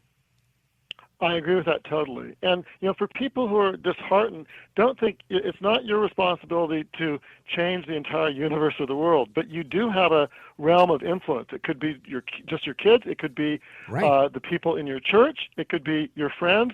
And if you stand for truth with them, that has a ripple effect. In fact, the reason why now we can actually have in America, at least, you still can't in some parts of the world, like in Canada, but in America, you actually can speak out against the transgender madness with kids, is because there were a few people who were willing to be persecuted and willing to push the truth, and when there got to be enough of them, even though they were a minority, then it began to catch on. And then you actually had some politicians and others who stood up, and then suddenly the doors were open to actually criticize, that the emperor has no clothes. But it took a core of people dedicated to begin with, willing to stand up for the truth. And they made a difference. And that's actually why the tide, at least on the really, I would say, child abuse and child mutilation that we've done with our kids over the past, say, 5, 6, 7 years, the tide is turning in the United States. So it can be done if people are willing to stand up for their fundamental beliefs. Doc, I want you to let everybody know how they can follow the amazing work that you guys are doing at Discovery Institute, fighting the culture wars and doing what you do. And, of course, where they can get a copy of your book. Yeah, so you can get a copy of my book at Amazon or any place else like that. Go to my book website, Stockholm Syndrome Christianity.com. There are lots of free resources there. And then for Discovery Institute, it's just discovery.org. And you can find out lots of free information. Most of what we do is available free for anyone who wants to use it. Outstanding. Dr. John G. West, he's Vice President of Discovery Institute, Managing Director of their Center for Science and Culture, and he's the author of Stockholm Syndrome Christianity, Why America's Christian Leaders Are Failing and What We Can Do About It. Doc, I appreciate the conversation. Keep up the good work. Godspeed to you, sir. Thanks, Rich. Have a good rest of your night. You too. God bless. And amigos, your thoughts, calls, and reactions to all of this is coming up right after this.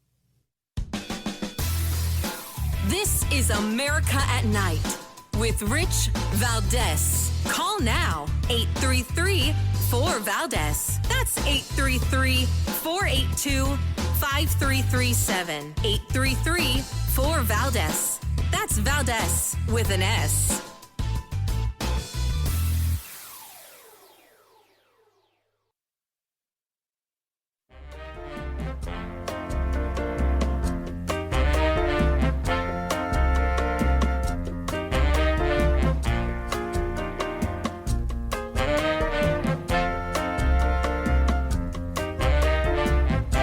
Now, 833-4-VALDEZ. That's 833-482-5337. 833-4-VALDEZ. That's Valdez with an S. All right, amigos, welcome back. Rich Valdez, live with you till midnight, 1 p.m. in some markets, and we continue with you all, the American people. We've got calls from all over the country lined up to get in. You still have a chance to get in, 833-4-VALDEZ. I'd love to hear from you. And I want to go to Paul, calling us from Williamsport, Pennsylvania, WILQ. Go right ahead, sir. Hey. Hi, Rich. How are you? Good to speak to you again. The thing I love what was said there. I like the call. I use Discovery Institute myself. Stephen Meyer, I'm into apologetics and love a lot of this stuff. The thing I would contribute, one of the things I've worked on throughout my career as a pastor, is teaching the actual content of the Bible. Too many evangelicals tell you and tell their people what the Bible says, and they don't get the actual Bible text, which is what Christians through most of the history of the church did. You know, I started a new church. I did a new church development outside of Charlotte, North Carolina. In preparation for that, we went and interviewed over 1,000 homes with 4 simple questions. 95% of the people said, hey, 4 questions, real simple. It'll only take a couple minutes of your time. One of the 4 questions was for people that you know who don't attend church. What would interest them most in attending church? And what they would say was to learn the Bible. I talk to this day. I'm an old guy, but I still work out most every day at the gym. I talk to young guys who are a third or fourth my age. How old are you? They love to talk about the Bible. I'm 73. Oh, wow. And the guys at the gym don't think so. They say, no, you look like you're 50 or whatever. And it's just, that says, I tell them, years of hard living keeps you looking young. And I'm obviously joking some. But they love talking about the Bible. That's in most churches, even evangelical churches aren't doing. Fascinating book that was written in 1973 by a scholar by the name of Hans Frey, F-R-E-I. It is to this day in most any seminary, even the liberal ones, which I'm not that at all, but it is regarded as a seminal work, really important. Fry traces out how, particularly in the 19th century, from both the side of liberalism and conservatism, the Bible narrative got lost, and we no longer teach it. So what's your recommendation? How do they get back to the Bible? Well, okay, here's my recommendation. And one of the things I teach Bible studies today, one of the things I say is, one of the things people need to read the Bible stories. Read the Bible stories of Genesis, Exodus, the Gospels, Matthew, Mark, Luke, John, Acts. When you read it, part of meditation gets a bad name.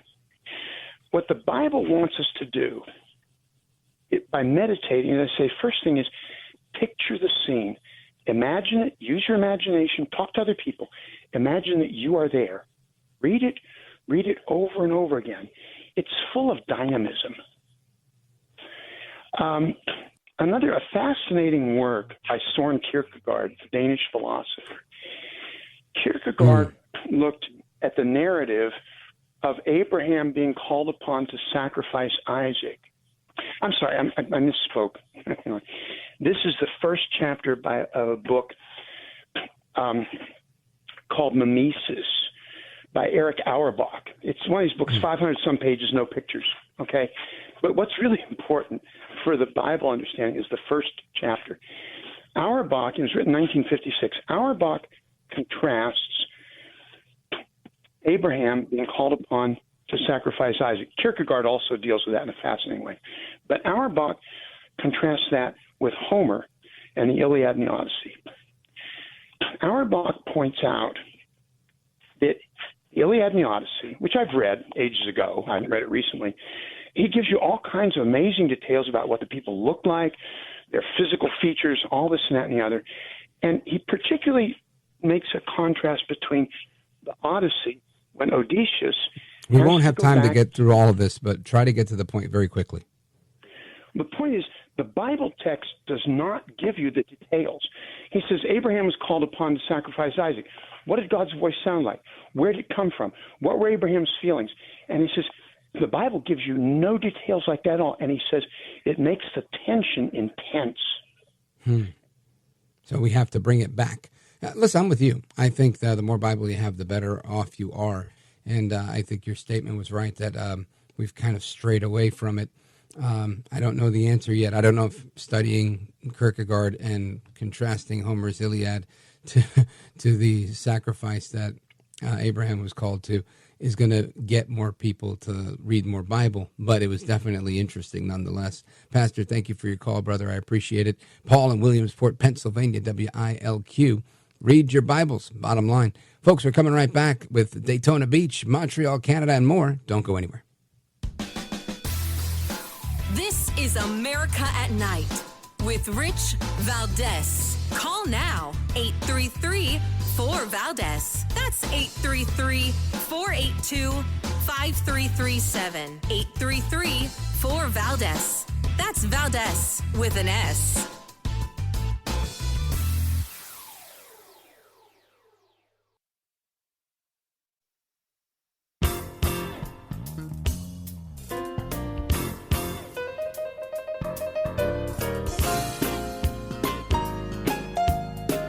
You know, I'm not a Republican, but I listen to you because you speak moderately and reasonably and softly and decently, and I really appreciate that. America at Night with Rich Valdez.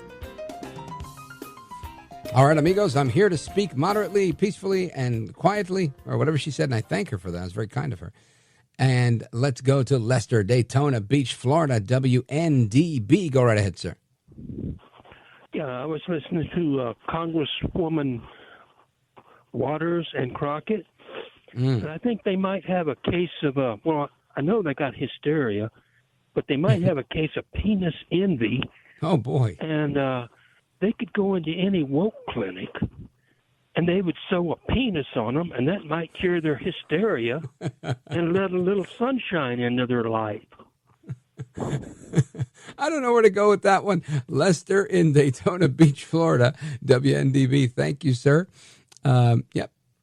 I'll let you guys figure that one out. And where do we go? We go to Tony, Montreal, WVMT out of Vermont. Go right ahead, sir. Hi, I got that guy got me laughing, but Me too. I just want to take up that NPR.